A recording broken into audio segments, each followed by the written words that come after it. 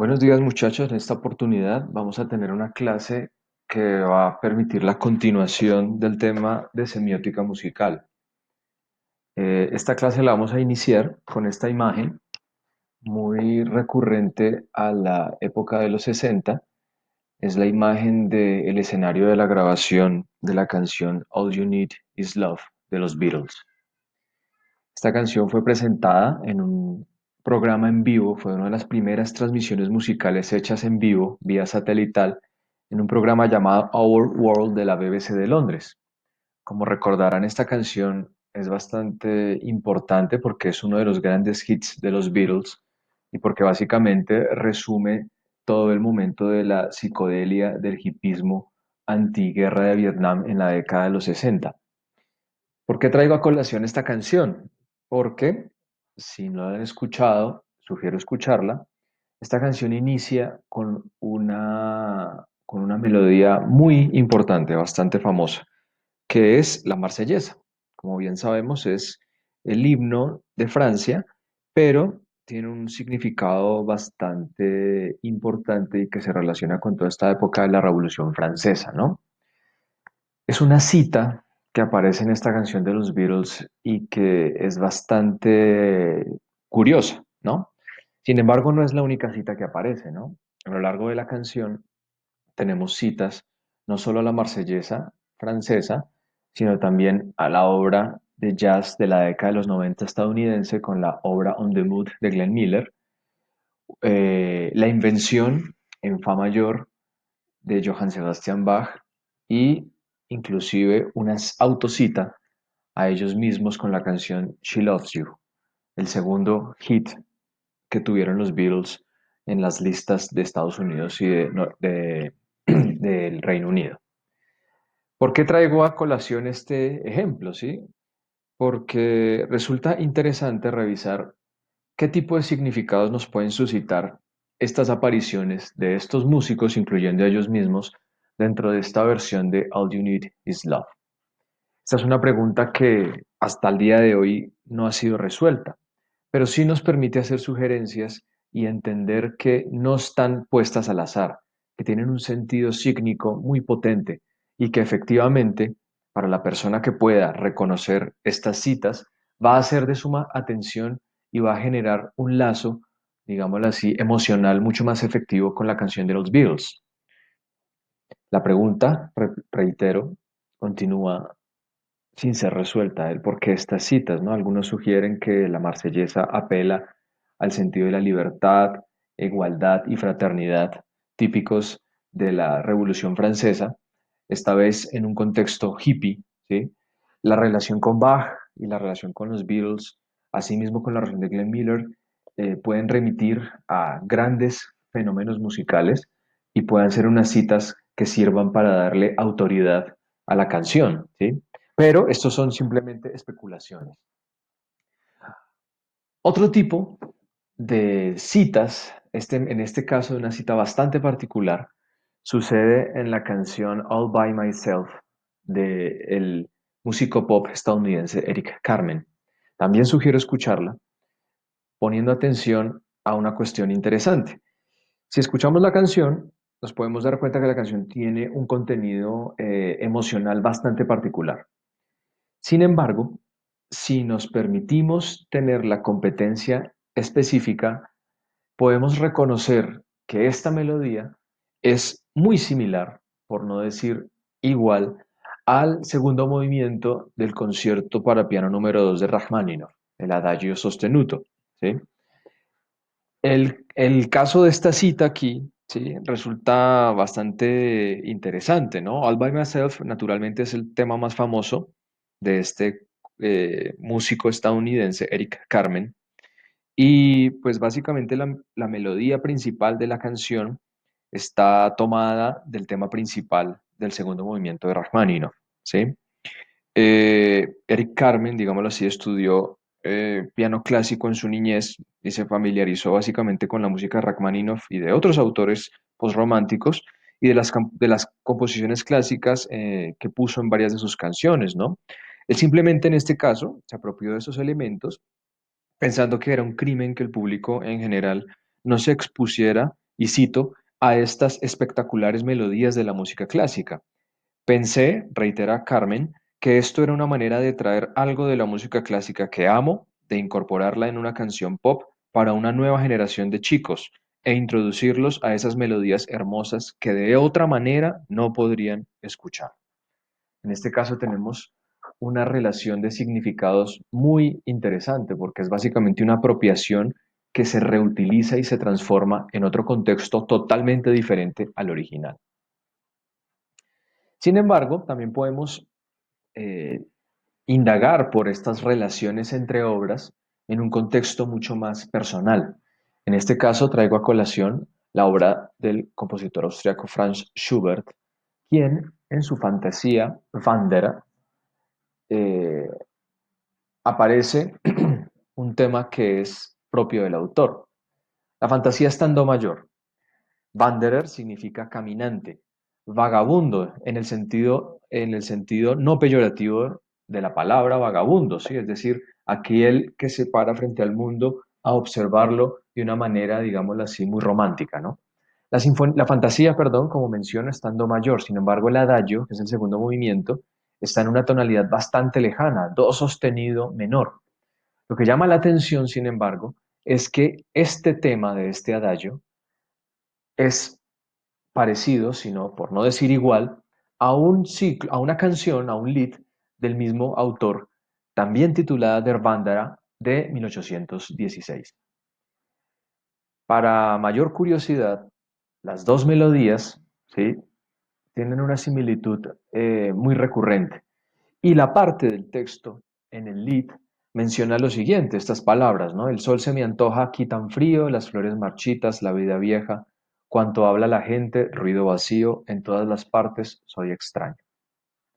Es un texto que efectivamente tiene un contenido extremadamente romántico, extremadamente melancólico y que es reutilizado en el contexto de la fantasía para poder subrayar no solo estas palabras, sino un sentido relacionado con este arquetipo del caminante, ¿no? Aquí tenemos una pintura bastante famosa también de la época, Der Wanderer über dem Nebelmeer, es decir, el caminante sobre el mar de nubes, que es una pintura bastante recurrente en el caso del romanticismo musical y romanticismo literario del siglo XIX, relativo a, valga la aclaración, el romántico. Esta persona que se siente extraña, que se siente malinterpretada, malentendida, incomprendida en el mundo que le rodea, ¿no? Fijémonos que aquí tenemos varios significados que se atan a sí mismos, ¿no? No solo el tema musical entre el lied y la fantasía de Schubert, sino esta vez relacionada con un cuadro que permite atar y subrayar el significado del caminante.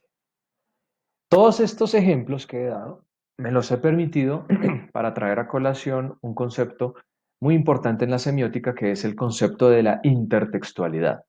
Aquí pongo un subtítulo que es bastante sugerente por razones de que en próximas clases voy a tratar no solo el tema de la cita, como menciono acá, sino de fenómenos en la era digital como el mashup.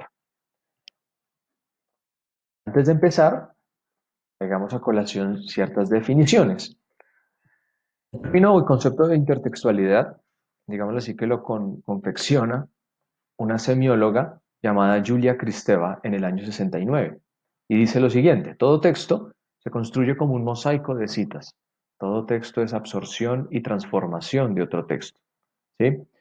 Volviendo a los ejemplos, All You Need Is Love, un texto que nos muestra un mosaico de citas de la Marsellesa, de Bach, de Glenn Miller y de los mismos Beatles. Franz Schubert, que nos muestra un mosaico de citas, en este caso de unas autocitas a la luz de una fantasía. ¿Sí? Son ejemplos que nos permiten encontrar la manera en la cual una obra se relaciona con otra. ¿Sí? Pero aquí hay una cosa importante. Son obras que se relacionan porque un lector competente, es decir, que tenga la experiencia, pueda reconocer. Seguramente, si yo les hubiera puesto a escuchar la fantasía Wanderer a muchos de ustedes, no podrían reconocer el arquetipo del caminante romántico en ellas. Solo hasta que les concedí la información, hasta que les di la información de la relación con el lead y la relación con el cuadro del caminante, pudimos entender un significado, comprender un significado que va más allá de la música. En últimas, la intertextualidad nos permite orientar la lectura, en este caso la escucha de un texto musical, para poder interpretarlo y para poder comprenderlo más allá de lo que simplemente escuchemos a primera vista. Aquí quiero traer a colación esta vez un ejemplo mucho más curioso y pensaría yo más interesante, ¿no? En este caso tenemos una imagen del guitarrista español Francisco Tárrega. Francisco Tárrega es reconocido por ser un músico importante en el nacionalismo español del siglo XIX. La mayoría de sus obras están construidas sobre temas o discursos del alambrismo musical, de la música española típica de la zona de Andalucía. ¿Sí? En este caso, por ejemplo, los invito a que escuchemos una célebre obra del compositor famosamente interpretada llamada Capricho Árabe.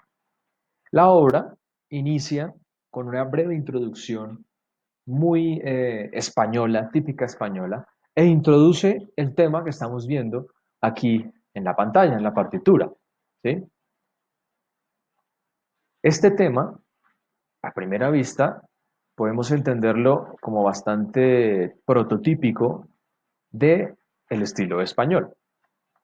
Sin embargo, ahora quiero que escuchemos la banda sonora de la película El amor en los tiempos del cólera, una adaptación del famosísimo libro de Gabriel García Márquez y donde Shakira interpreta una canción llamada Hay Amores. Aquí sucede algo importante. Hay una similitud muy recurrente en ambos temas, ¿sí? La obra de Francisco Tárrega, El Capricho Árabe, y la obra de Shakira, Hay Amores, son melódicamente muy similares. Aquí tenemos un caso de intertextualidad bastante sugerente, ¿no? En efecto, podríamos hablar de que Shakira está plagiando a Francisco Tárrega. Sin embargo, tenemos un plagio que es, digámoslo así, de cierta manera, sin intención, ¿sí? Es un modo de intertextualidad en el cual simplemente se presentaron unas coincidencias, ¿sí? Unas coincidencias particulares que no significa necesariamente que haya sido intencionalmente de Shakira, reitero, ¿no? Este es un caso de intertextualidad por criptonencia musical, es decir, una apropiación o una influencia que en este caso fue involuntaria u olvidada por parte de Shakira. Habría que rastrear efectivamente, entrevistar a Shakira, saber si conoce la obra de Tárrega, para poder rastrear efectivamente cómo fue que las melodías llegaron a ser tan parecidas, ¿no? Y pues, quiero traer a colación una serie de conceptos que nos van a servir como marco para poder entender el tema de la intertextualidad, ¿sí? Tenemos un hipertexto, es decir, el texto que escuchamos y que nos remite a otras piezas. Este hipertexto es básicamente el texto en el que estamos escuchando en el tiempo presente, ¿sí? En el caso, por ejemplo, de la obra de Tárrega, si estamos escuchando la obra del Capricho Árabe, seguramente nos va a llevar o nos va a servir como hipertexto a una serie de melodías, entre ellas la de Hay Amores. Ese momento, este primer tema, ¿sí? Es el que podemos entender como nodo intertextual, es decir, ese momento específico en el cual se presenta la relación intertextual y que nos remite al intertexto, es decir, a los textos que salen a nuestro encuentro cuando aparece, cuando aparece el primer texto, ¿no? Aquí tenemos efectivamente entonces nuestro, nuestra relación, un hipertexto, en este caso el capricho árabe, un nodo intertextual, en este caso el tema del capricho árabe, y un intertexto, es decir, el texto al que puede remitirnos por criptonencia musical, en este caso, que es texto de Hay Amores de Shakira. Aparecen también otros dos conceptos muy importantes y que es importante que los tengamos presentes también para nuestros trabajos de investigación. Son los conceptos de paratexto y metatexto. Aquí aparece la definición de paratexto, información que circunda la obra y que influye en los modos en que ésta es comprendida, ¿no? Los títulos, las indicaciones de tempo, el género, los programas de concierto, etcétera. Es decir, toda información que acompaña la obra y que hace parte de ella, ¿sí? Y el metatexto, es decir, el discurso teórico que se genera sobre una obra. Así pues, para motivos de esta clase, vamos a tratar o a aproximarnos un poco al caso de la intertextualidad en la música clásica, ¿sí? Para ello, voy a traer un ejemplo que es bastante particular y es el ejemplo del clasicismo musical, ¿sí? Aquí tenemos una fotografía, digámoslo así, un tríptico donde aparecen las figuras de Franz Joseph Haydn, Wolfgang Amadeus Mozart y Ludwig van Beethoven, respectivamente, nuestros tres grandes compositores del estilo clásico. Es importante reconocer que a cada uno lo reconocemos porque manejan un estilo particular. Podemos reconocer que cada uno de ellos tiene una manera particular de componer. Esto es lo que llamamos un idiolecto, ¿sí? Es decir, una manera en la cual habla una persona, en este caso, compone una persona en particular.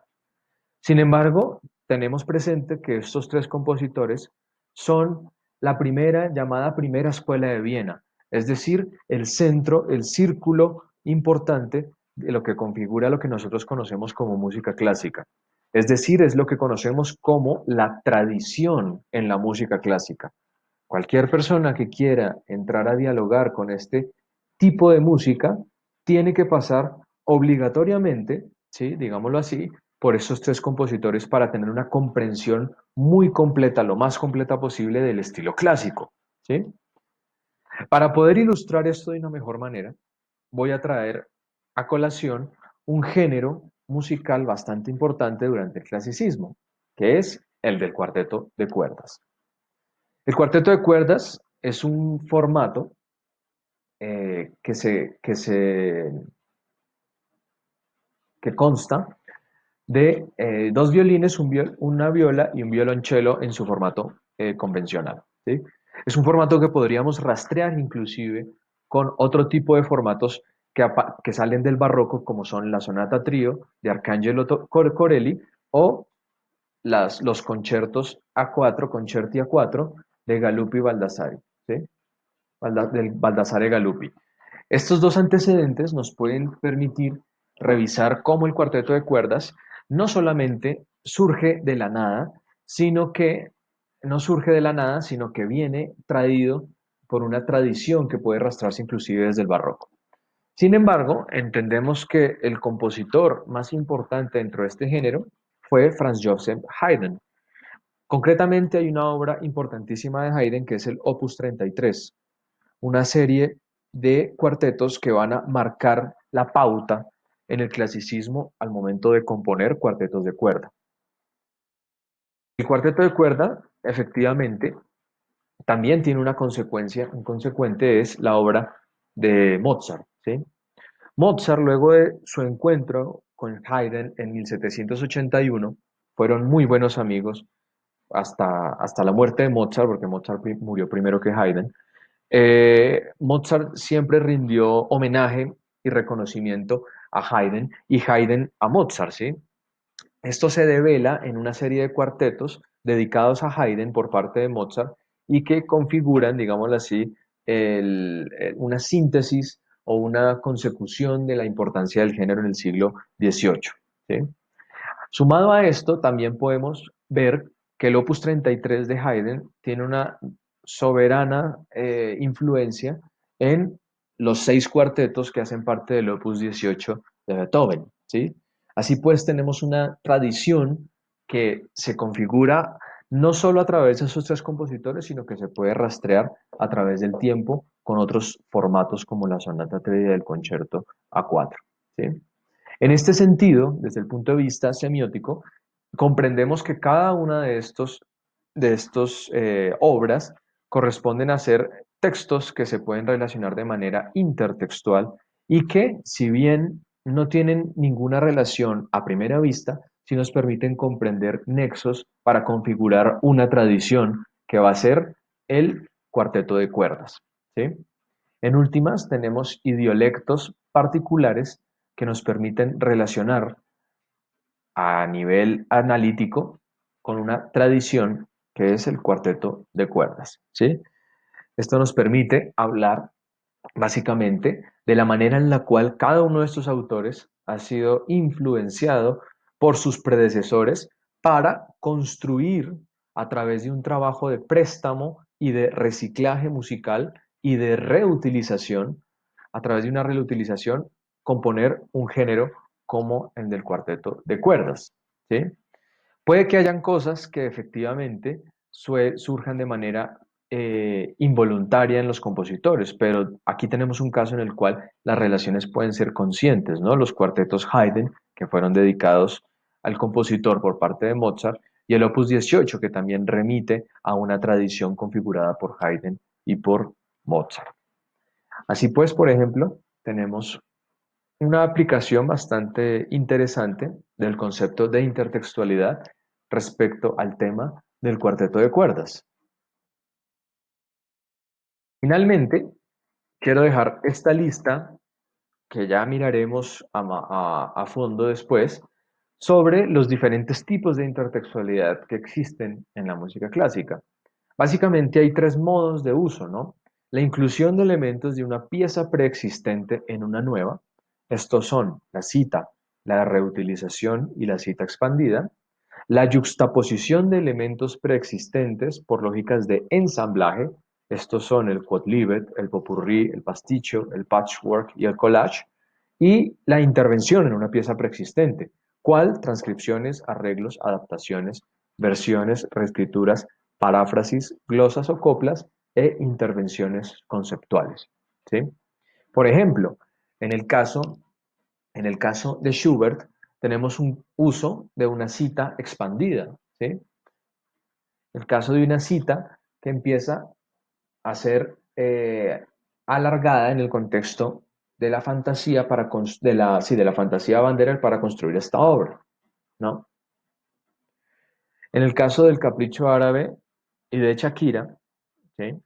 Tenemos, por ejemplo, una- el uso también de una pieza preexistente, de esta vez de una manera reutilizada, ¿sí? Sin embargo, como mencionaba, es un caso extraordinario porque es un caso de criptonencia musical, ¿sí? Y en el caso de los Beatles, por ejemplo, también tenemos citas, en este caso citas literales, ¿sí? Así pues, muchachos, espero que esta introducción en segunda parte a la semiótica musical nos ayude a comprender un poco más el tema de la intertextualidad. Este tema puede ser aplicado también a sus respectivos fenómenos musicales, fenómenos sonoros, de manera que podamos encontrar relaciones intertextuales que nos ayuden a nutrir los significados y el estilo de los compositores particulares.